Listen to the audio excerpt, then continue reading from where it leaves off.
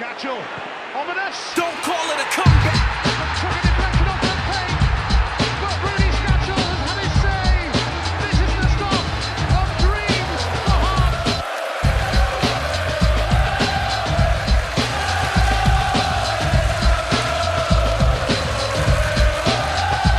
This just in, title challenge back on. Title challenge back on. Yeah. Title challenge back on. Top 6. Those were the golden pipes of Craig Cairns. This is Robbie Nielsen who's joined us. I'm Nicole Hay. Hi, I'm Robert Borthwick. Say hello, Craig. I'm Craig Cairns. There he is. Yeah, he's back by popular demand. Yeah. Probably. Thanks for all your demanding. It's Hearts are continuing to roll on. Yeah. Easy victories over easy opposition. The juggernaut continues, yeah. Did it ever really stop? I mean, we had a blip, but were we ever really worried when we weren't winning? When we didn't win for 5 games, I was a wee bit worried, to be honest. Like the displays in Inverness and stuff like that, I was worried. But it was exactly what you just said. It was obviously a blip. So, yeah. I think the only Well. actual worrying result out of all of those though was the draw to Kilmarnock. Which is the only goal we've conceded in something like 6 league matches or something. Yeah. To keep going. I think I kind of agree with Robert there. I think it was more because it was such a good start, and then the longer that run went on, the more worrying it became. Yeah. But when we were winning most games, I didn't think that was going to continue. But obviously, when you start losing quite a bit and not winning, you kind of get worried that it's a lot more difficult to kind of get out of that than it is to fall out of a winning streak, I guess. Yeah, I mean, we were kind of lucky that we had the great start we did, but we're rolling on again. Like it's wonderful stuff. Players are fit. Yeah, Things it's are coming crazy. Together. Arnaud Djoum has landed in our laps from the very heavens themselves. God, he's good, isn't he? He's so good. I think the chief conversation I had after that game was like, Djoum's really good. I hope he doesn't get too good before we can get into a longer contract. Yeah. I think we should just sort of take him to a safe house, put a contract in front of him, and wait until he signs it. Just disguise him. Yeah. Just pretend he's like David Templeton or something, so people look the other way. He's performed well in a few different positions as well, which is quite encouraging. He's played well as part of the midfield 2. He's played the most advanced of a 3, and he played on the right in this game. And even though he spent a lot of that game coming central, but he's performed well in the different positions. He's just lovely and silky and determined and gangly. Oh, he is gangly, isn't he? He's good though, isn't he? He's strong. He can hold people off. He can play a pass. He's unflustered. He's great. Let's just talk about Arnaud Djoum for the next 45 minutes. I think the main thing for me, the most common sort of denominator that I'm so happy about in all of his performances, and this goes right back to even his 10-minute cameo against Celtic, is how he times his runs into the box, and how he knows how to position himself. The example against Celtic is obviously when Boyata jumped out of defence and took Effie Ambrose to completely smash Sam Nicholson out of the way. The most advanced player that was up supporting Nicholson was Djoum, and he was timing it perfectly. He got separation from any other defender. He was there waiting. Every single game he's got himself in great attacking positions. He could be the box-to-box player that we've not had since fucking Paul Hartley. Yeah. He's good, isn't he? Isn't he great? God, I love him so much. And he's making Prince Boabin better, which I'm sure we'll discuss as well, but he's certainly bringing out a change in Prince. Yeah. Health is bringing out a change in Prince Boabin as well, but absolutely, none of these things are unconnected. Yes. A game against Hamilton on a crisp Saturday afternoon. Interesting when we started off in a 4-3-3, possibly to make use of Djoum's number 10-y, rampaging-y, box-to-boxy things with So on the left. Then it seemed like we took like a 5-minute look at Hamilton and then switched to a 4-4-2 almost immediately. Yeah, which still seemed to work. I mean, and I think we've done it a few times where we start with the 4 across the midfield, but the 2 wide players want to come narrow and the fullbacks come on, and we've just been dominating teams doing that recently. Yeah, but it was Djoum who moved out to the right, showing off that gorgeous versatility of his. He's good, isn't he? It brought such a great balance to the team. I think having Nicholson as the sort of the sole wide man, letting Planman so continue that partnership that they showed against Park Thistle last week. And yeah, Doom just showing that he can do whatever the fuck you ask him to because he's great. He's great, isn't he? Yeah. Yeah. Other interesting thing about the lineup, no Juwon. Do we think possibly if we'd had more defenders available for Partick, Juwon wouldn't have played? Are you meaning he wasn't playing because he was injured? He was on the bench. He wasn't on the bench. Yeah, he wasn't on the bench. He said in a interview that the Scotsman picked up. He had an interview with an African newspaper saying that he basically admitted he wouldn't have played if Augustine was available against this one. Okay. So he still needs a bit of time in his hammy. I think he kind of rushed it back a wee bit. It certainly explain why he was so played within himself last week. He wasn't very due on. He wasn't Cruyff turning half the team and then placing the ball out. I had no idea he was unavailable again until I saw the lineups. Neither did I. I assumed it must have been a sort of fitness thing, but I guess rather than a setback, it was more just sort of like, this is what we should actually be doing. I think we've looked at it, and I think because Jordan McGee's come in and done such an able job at the back, I think Robbie noticed. Well, obviously he realised it's going to be a week off for the for the internationals and stuff like that. He knows that he can give Juwon an extended rest, just like what we're doing with Jamie Walker just now as well. Yeah. And let McGee sort of continue in, starting games and playing really well. To be honest with you, he deserves this, Jordan McGee. That's the nice thing though. We've got enough fit players back. It's almost like we've got a squad again. Yeah. So you mentioned this. Rob, I don't know where that came from. Robbie Nielsen switching the formation quite quickly. He seems to do that quite a bit. Is this a good thing or a bad thing? Is it a negative? It's an excellent thing. I see it as a good thing. To have that ability to admit to yourself, maybe you got it slightly wrong. You can make the tweaks within the game to do it, and having players like Doom and So who are versatile, you have that ability to basically turn the squad on a pivot and make it a 4-4-2 or make it a 4-2-3-1 or whatever. There's a huge difference between having like a first 11 who know that they can play several different styles and being able to change it on demand, and being like the real stick that was used to beat Brendan Rodgers at Liverpool, whereas he'd win a game with 4-4-2 and stick with 4-4-2 for 5 weeks until he lost it, and then he just go 3-4-3. Yeah. I mean, I think a lot of I've been reading quite a lot of articles sort of in the last few weeks since we've become good again, and a lot of the plaudits that Nielsen's getting is his match management, his in-game management. He's definitely one of the best in the division for doing it. Yeah, I don't know whether that means that he gets it wrong so often to start with, or I don't know.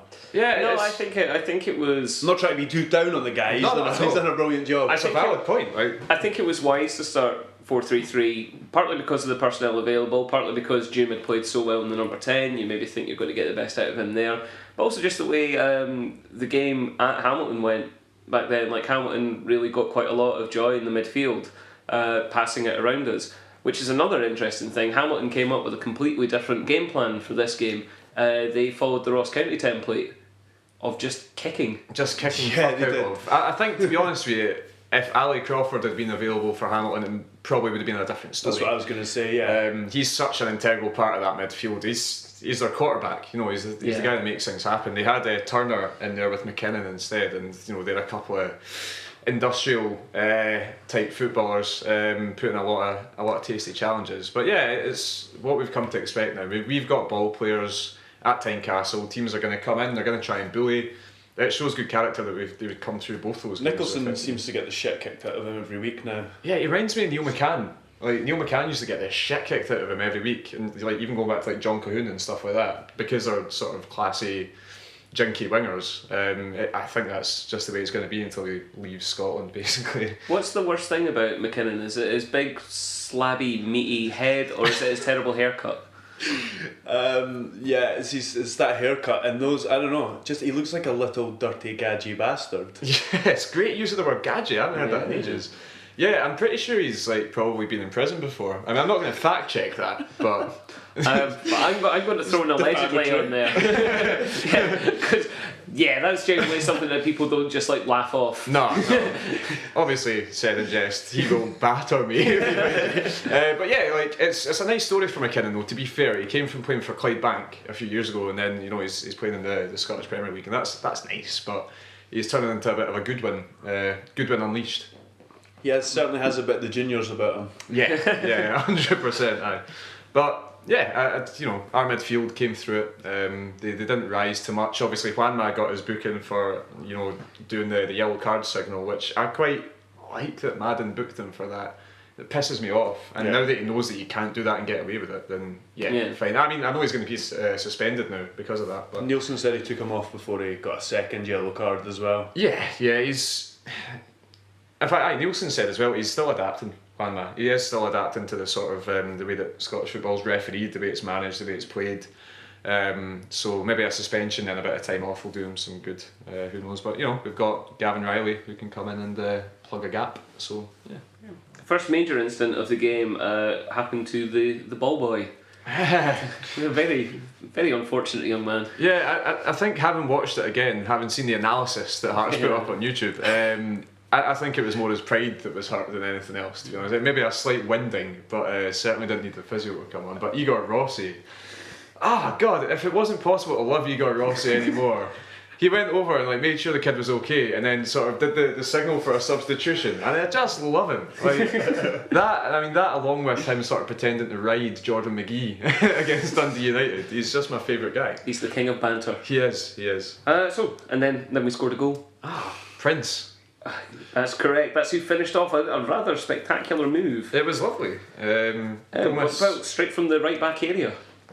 Who wants to take this? You're both champing at the bit. And it was swept over to the other side, and Jordan McGee was involved. McGee was involved. Osman Sow got there first though with a wonderful turn just inside the D to feed it out to Jordan McGee. He did that for both goals. He was really integral to both goals. It was Gomez that played it to McGee. Oh yeah, no, sorry. Osman Sow fed it out to Nicholson, who fed it back to Gomez, who then recycled it back to McGee, who then put it in. Wabbing in acres of space. Yeah, to be honest with you, I don't see anything wrong with Hamilton's defending of that. Boabin isn't known for scoring pearlers or anything like that.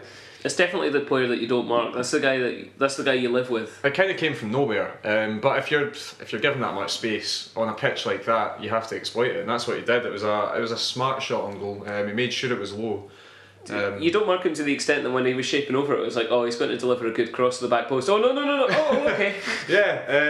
I'm just. The main thing to take from that, I'm just really happy that Boabin's got that goal, because he's been getting pelters. He's not played brilliantly this season, but he has been playing with an injury since last season, basically. Absolutely. He absolutely deserved it. I think he's shown an upturn in form. Like I said earlier on, some of that's got to do with Zoom, some of that's got to do with Gomez coming back into the fold as well. But you can tell he's building up a familiarity with his surroundings again, and he's just looking a lot better. So. Delighted that he did that. Also delighted he had that little momentary pause before he starts celebrating, which I still don't understand. It's like his trademark celebration. Yeah. He seems to be his thing. Yeah. The only time I can remember him not doing that was away at Queen of the South, when he sort of ran through the entire team and poked it in the bottom corner. And That was such a good goal though. I think you're too excited to be cool in that situation. Even if you are Prince Boabin, one of the coolest men on earth. True. But I think the way we're playing just now, and I mean the style that we're playing, I don't think we're really expecting, whoever's playing in that too, whether it be Gomez and Boabin or whoever, they're not really getting into goal scoring positions that much. And Boabin, when he scored at the weekend, he wasn't in a goal scoring position. I mean, no. You were supporting the attack. He scored from it. Yeah, and I think the way we play is we don't have those two overcommitting too much. So I don't think it's that bad a thing that they're not scoring so much, because we're getting goals from everywhere else. Although Nielsen has said he wanted goals from the midfield a bit more, but I think he maybe means the wide positions rather than those two. Yeah, I think he just maybe means I want goals. White goals. Some goals. Give some goals. Aye. I'd like to see the defenders score more often. Yeah. Igor Rossi, in particular. God, I love him. I bet he's got a great celebration on him. Yeah. We're not at that stage of the game yet, but talking about the midfield players, Payardo came on and instantly looked lovely again. Yeah. Did that wee jinker away from a defender and played a through ball to Sow, and it was... I just really want him to get fit again, because I'm scared that he's, this is going to be a slippery slope of him not being fit and then leaving at the end of the season. I hope that's not the case. He didn't play so many to choose from. I know, it's great, isn't it? It's like, I don't know. Midfielder roulette. Shoot them out a gun. It's having a squad. It's great. I mean, you just have to look back to a month and a half ago, Cali Thistle away, and we were forcing to play in McCurdy at centre mid because we didn't have any other options, and now it's the exact opposite. You know, McCurdy's dropped out of the fray. I'm sure he'll come back. But yeah, just having Jum, Gomez, Boabin, Payardo, Swanson, it's brilliant. It's a very nice headache for Nielsen to have. I think very harsh on the Wonder Twins, considering how much they've been improving the last week. But I think theoretically, if you're playing a midfield two, then Payardo and Jum has got the right blend of silken dynamism. Yeah, I would love to see that start a match. I'm sure it will happen sooner rather than later as well. But having said that, Boabin's coming on to a game. Gomez is just getting back into the rhythm. So how effective they would possible be as a partnership, I'm not sure. But I think looking at them all individually, they're probably the best two players out of the four. Yeah, I would find that difficult to disagree with. I would say so. Yeah. Cool. Glad we agree. Great. And speaking of Arnold Jum, our lovely second goal, Craig. Yeah, again, lovely little bit of footwork, unselfish play, as they say. And Jum, as we've said, he did that quite a few times during the match, where he got into the box, he supported the forwards, he was there to score goals. There was another one in the second half where he was just inches away from connecting with. So yeah, and he won the penalty against Thistle the week before as well from a and he run scored into the against box. Celtic. Yeah, exactly. Yeah. So he looks like he's going to contribute to the goals and to the attack quite a bit. 100%. I think my favourite part about the goal, well, other than the setup from Sobe, was the fact that it came from June to start with. He played it out to Nicholson. Nicholson's ball in. Kurikin should have done a lot better. He really should have cleared it. I don't know how he got caught underneath the ball, but then the footwork from So to fool, basically all 11 Hamilton players at once, and then late on a plate for June was delicious. But the patience and the vision to wait for June rather than to strike himself into a ruck of bodies. That is absolute hallmark of a confidence player. If he didn't have any confidence, he would have lashed at that. He would have just hit and hoped. But he's so sure of himself just now that he knew he could take a touch. He had probably had to look up to see if there was a vision through the goal. Didn't see it. Arnie was there by himself. Yeah, I absolutely love both of those players right now. They're probably our two top performing players. It's nice having good footballers, isn't it? It's nice playing well. It is. It's wonderful. So that was the half. A completely uneventful second half, but that was by Robbie Nielsen's design, quite frankly.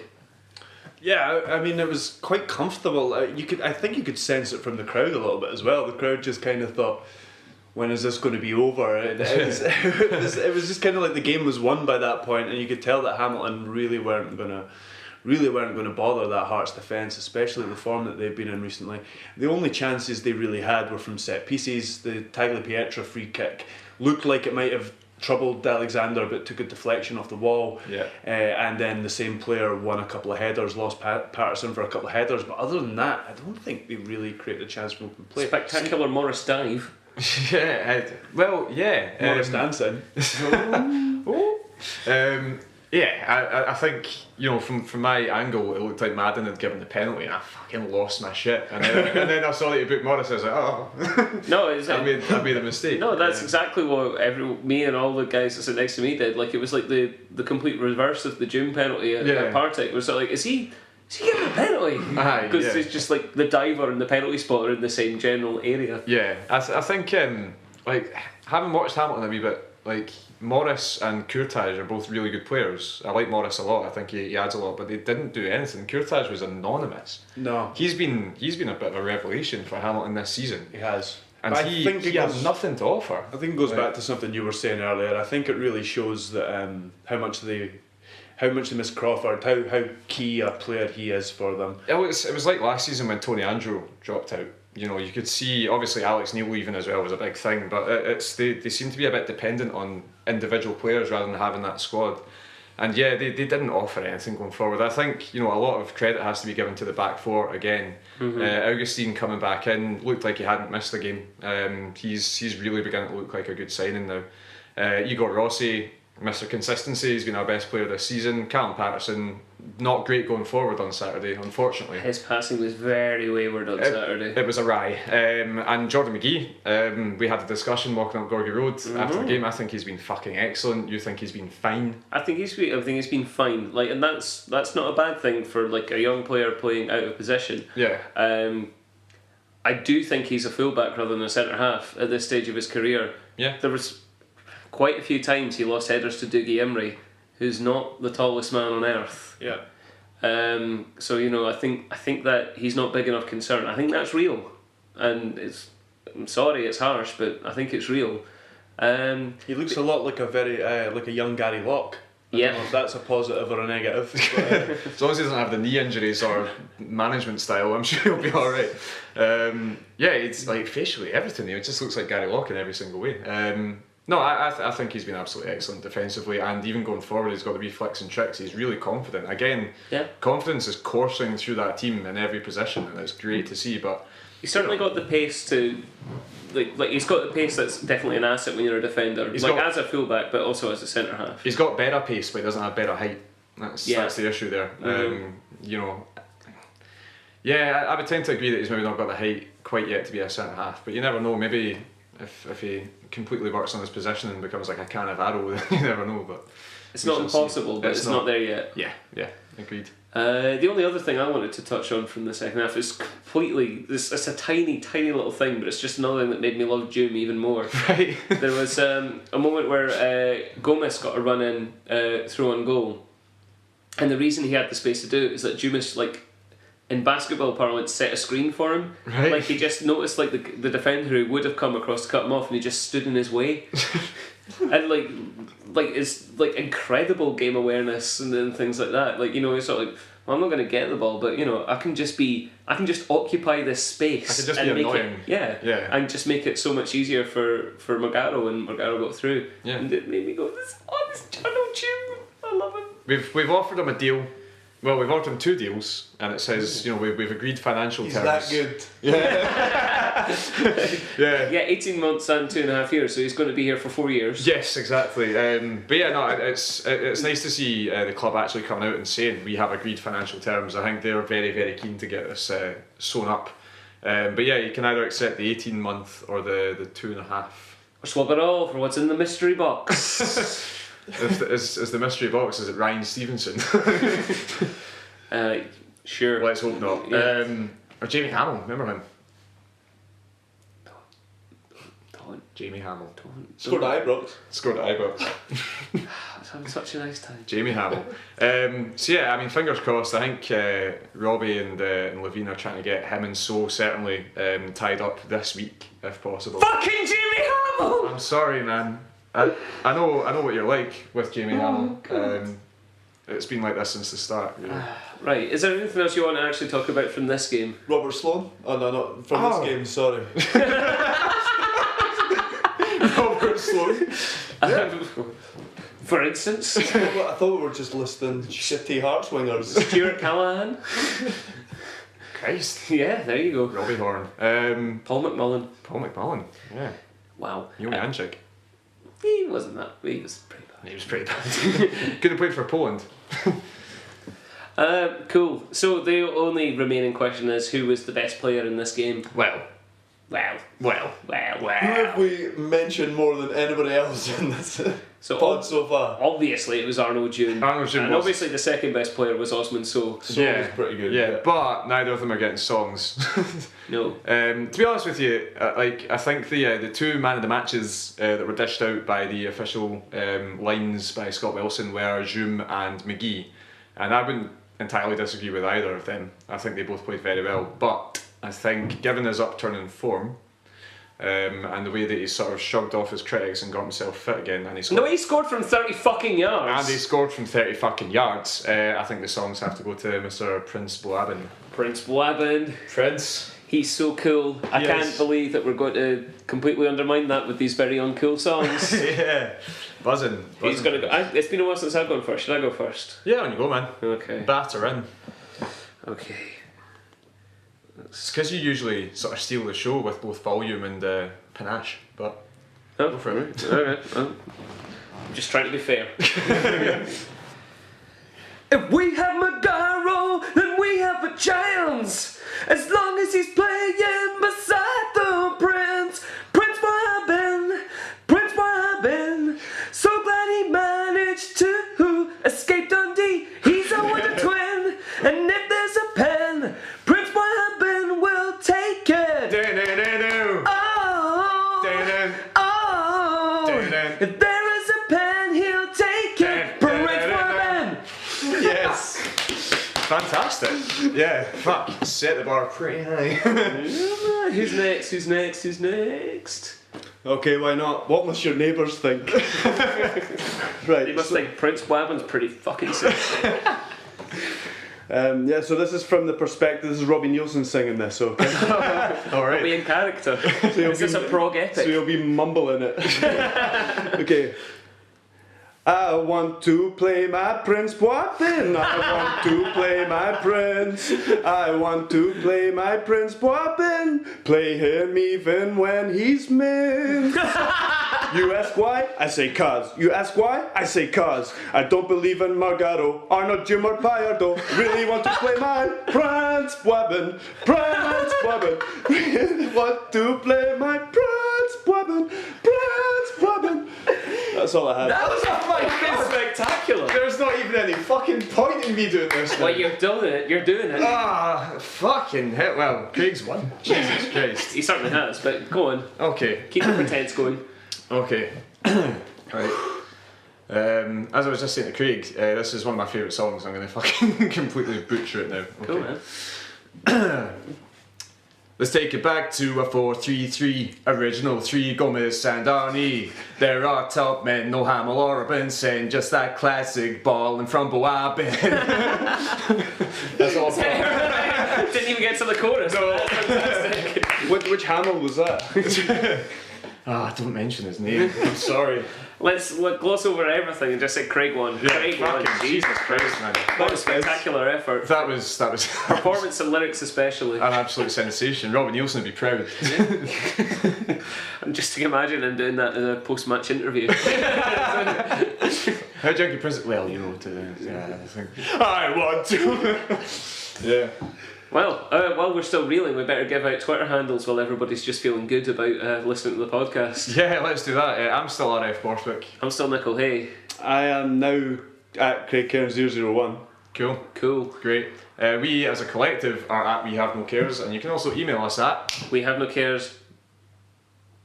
What? At gmail.com. Jesus Christ. Yeah, I It's really. one of very few things that we actually have to remember for this podcast.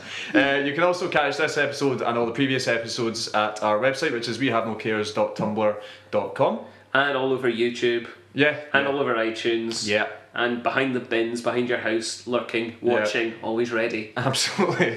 Yeah. And we'll be back after the international break. I Yeah, assume. 2 weeks and a thrilling international break to come. Yep.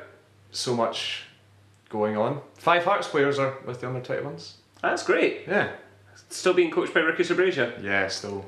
That's less good. Yeah, No, let's no Scotland game as well, is that right? I Yeah. think No, Strachan wait. might have cancelled it after the... Well, was there anything to cancel? I'm sure we were leaving the Or week maybe- free for the playoffs that we Or were maybe we definitely were going making. to arrange one and he decided not to. He made some sort of decision after us. He just can't look at Alan Hutton anymore. And I can't blame him. Not one bit. Well, thank you for joining us. Thank you for joining us, Craig. Thanks for having And me. until next time, ladies and gentlemen, Steve Crawford. Steve Crawford. Lee Jenkinson. Don't. No, ruined it. Fucked it. You'll not be back. I'm gonna knock you out. Mama said knock you out. Oscar's arriving on the scene.